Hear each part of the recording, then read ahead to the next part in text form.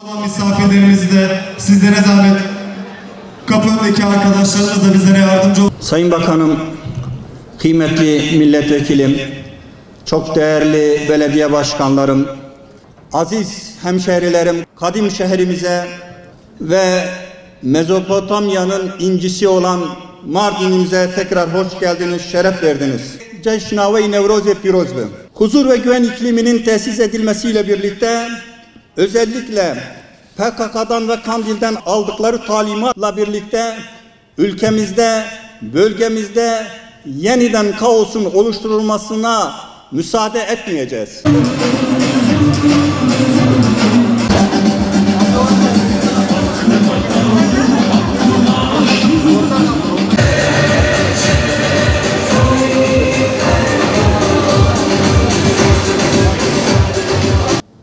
Zamanında İstanbul'da Boğaz Köprüsü yapıldı.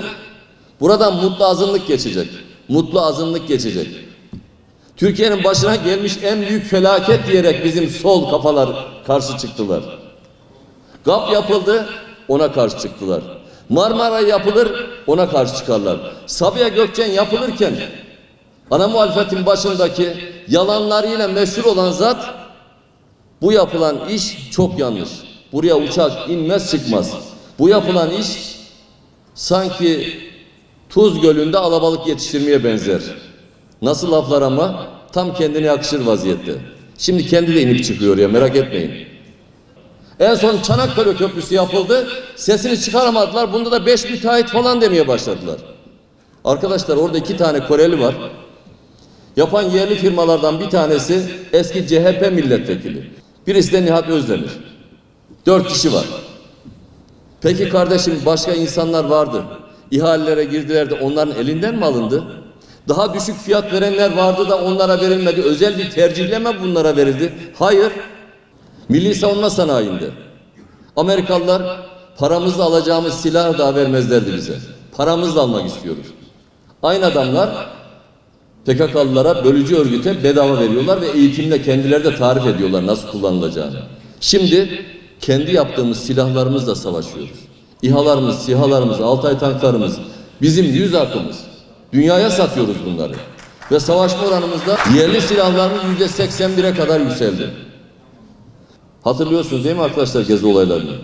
İstanbul'da 12 tane ağaç yer değiştiriyor diye ortalığı Vaveyla'ya verdiler. Olayı bir sanki hükümet devirme operasyonuna doğru götürdüler. O günlerde gezi olaylarında 12 tane fidan yer değiştirdi diye bağıranlar 2-3 ay sonra Yalova'da CHP'li belediye 200 yaşındaki ağaçları kesti, bir tekinin ağzından ses çıkmadı. Bunlar da ağaç sevgisi falan olmaz zaten. Bunlar işi sadece siyasi şovdan ibaret görürler. Başka türlü bir dünyalarda yok bunların. O günlerde faizler %5'e düşmüştü. Enflasyon %5'in altına inmişti. Türkiye'de işler gayet iyi tıkırında gidiyordu. Fakat bir operasyon başlattılar. Gezi olayları bunun başlangıcıydı. Gezi olaylarını yapanları Ankara'ya çağırdılar. Ne istiyorsanız söyleyin dediler. O gelenlerin istekleri şuydu arkadaşlar. 3. havalimanının inşaatını durdurun. Allah Allah.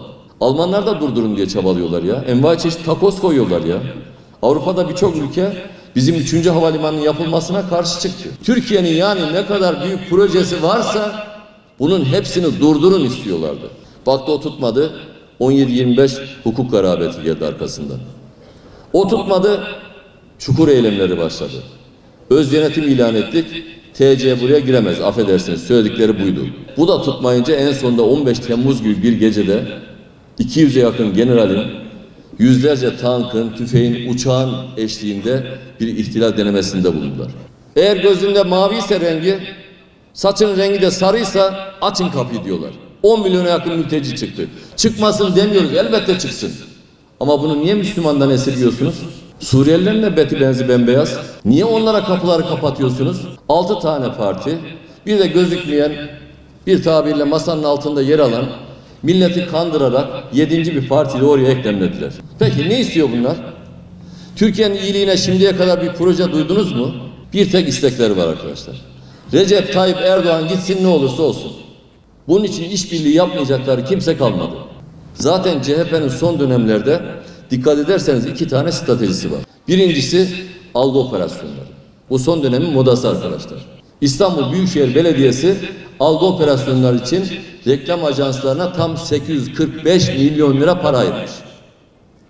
Sosyal tesisler için 12 milyon, depreme hazırlık için 495 milyon ama algı operasyonu için ajanslara 845 milyon lira.